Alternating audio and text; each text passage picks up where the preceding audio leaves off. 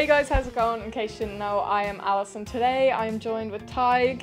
Tadgh has a headline show here in Eastside Tavern in town, and we just said we'd sit and do a little interview, just to get to know him better, bring some attention towards some good upcoming Irish musicians. So the first thing I'm going to say to you is, how does it feel to have a headline show? I know you've supported Nick J.D. Hodgson, but how does it feel to have your name on the ticket? It's good. It's really cool because when I do shows, like, you've met all my friends are involved, so like we all like bring in a load of guys, and like it's just like having all my friends back home, like on a tour almost. So it's great to do your own show, you know. A lot of artists say that performing live is one of their favorite things. Do you agree with that? Absolutely, yeah. I mean, and why is that? Because I mean, there's more people involved. Like I said, like there's something about like music. But the more the merrier, kind of, when it comes to like festivals and concerts, anything to do with music. And it's the same with live music. Like, I make a lot of my stuff at home, and it's just me. I write and produce everything, and then when I get to bring them songs to a load of different guys with completely different musical personalities, it's just super cool. So yeah, definitely. Do you have a favorite song to perform live? Yeah, it's a song called Soup. It's actually going to be my next single at this current moment. So nice. It's really cool. Yeah, it's an awesome song. I really like Who Do You Think You Are? Oh, do you? Yeah. Awesome. Every time the beginning comes, for some reason it always comes on when I'm in the shower. It's on my playlist, Oh, that's and whenever amazing. it comes on, I just want to dance. Yeah, so. It's really, that was made in my shed. Like, it's hilarious how, because a lot of people talk to me about that track. They're always like, oh man, it just makes me want to dance, it makes me want to groove.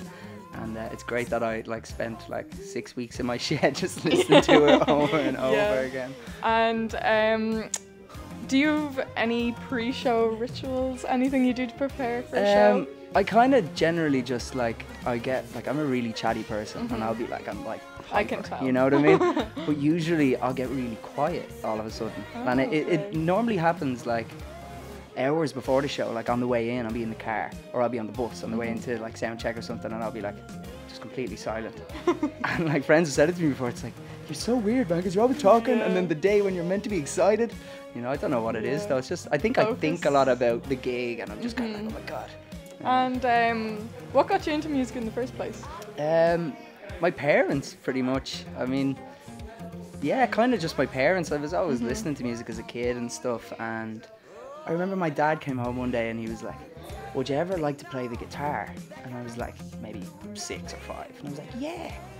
And then like 2 weeks later, he was like, right, you and your sister are going to guitar lessons. It turned out he had a friend that he knew that was like, yeah, I'll bring them up every Tuesday evening. And it was my dad kind of that got a guitar in my hands anyway. And then the rest is history. The rest is kind of history, yeah, exactly. Is your guitar important to you? I see you playing it up there. A lot of your songs are obviously everything starts with a guitar. Which is funny because like there's so many different ways to start music nowadays. So many like people start with drums, but a lot of the time it's always just a guitar kind of, and you can tell then when I'm performing live, because the vocal always follows the guitar. Like when the voice stops, the guitar will stop, and it's just kind of like being at one with that instrument kind of.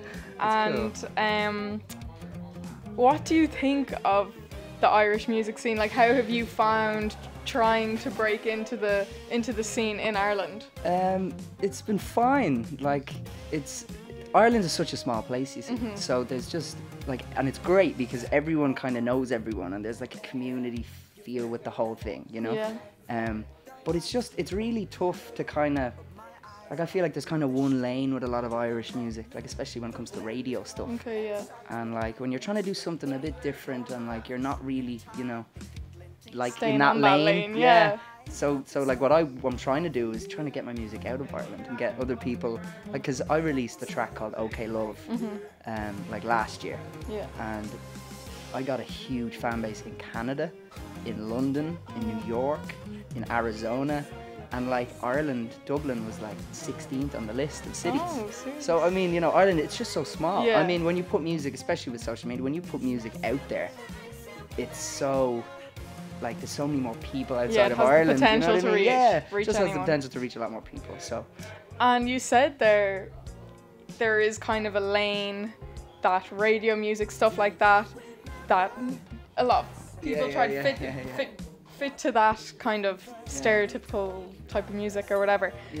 But I think you're quite a unique artist. You obviously want to try something different, as you said. How do you describe your music?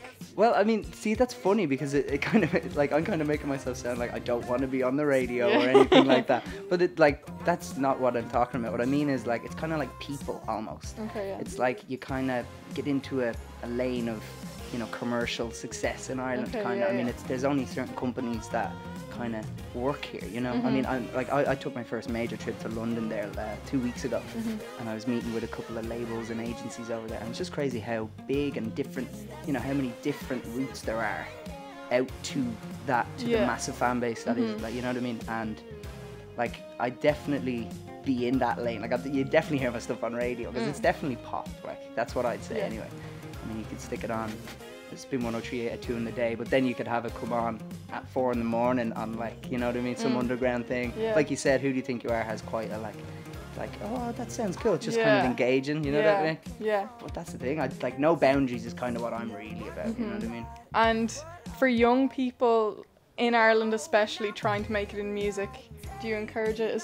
Is it something that you would recommend doing? 100%. I mean, it's like anything really. If you have something that you're just super into and you just kind of like go, you know what, I'm actually going to give it my all. Yeah.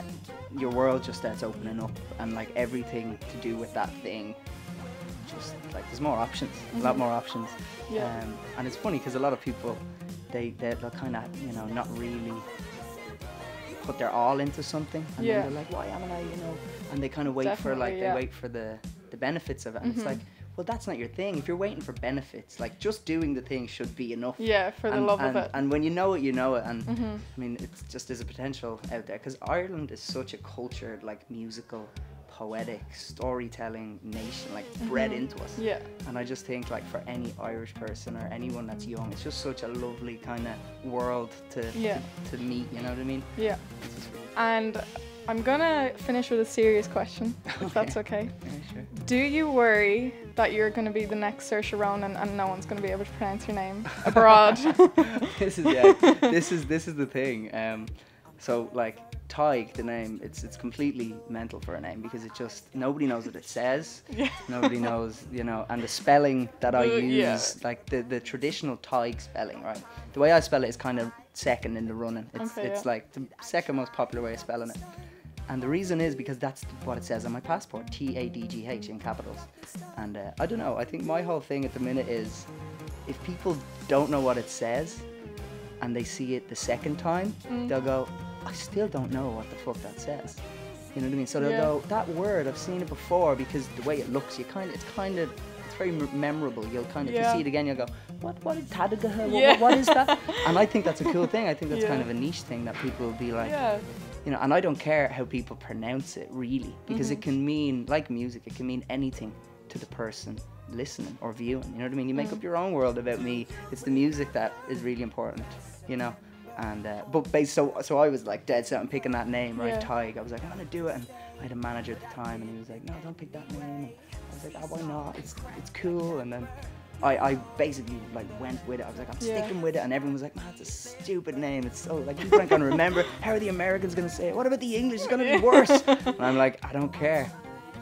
And then 2 months later, I was sitting at home on my own, and I was like, Tadgh. Like, the reason my name is Tadgh is because my grandfather's name was Timothy, and my mom, when I was being born, she said, what's the Irish for Timothy? So Tadgh is supposedly the Irish for Timothy. Okay, yeah. Well, in her mind anyway, I don't know if that's true, but, and then she said, okay, we'll name him Tadgh. And then I went Googling, and it turns out Tadgh is an old Gaelic name that actually translates to an old poet or storyteller. And I was like, perfect. Yeah, like I was having doubts, and then when I seen it, I was like, nah, that's grand. An old poet or storyteller from Ireland is what. That's lovely. Isn't that cool? Yeah, because I really, didn't actually really nice. know until 2 months after I kind of wung it and been like, yeah, let's do it. Tadgh was go for it. Tadgh. Super. Right. Thank you so much. You've been problem. great to talk to. Thanks Really, really nice to meet you. Best of luck tonight. And everyone, be sure to go check him out. Spotify, Instagram, YouTube, everything. Really, really talented guy. So be sure to go check him out. And thank you very much for watching.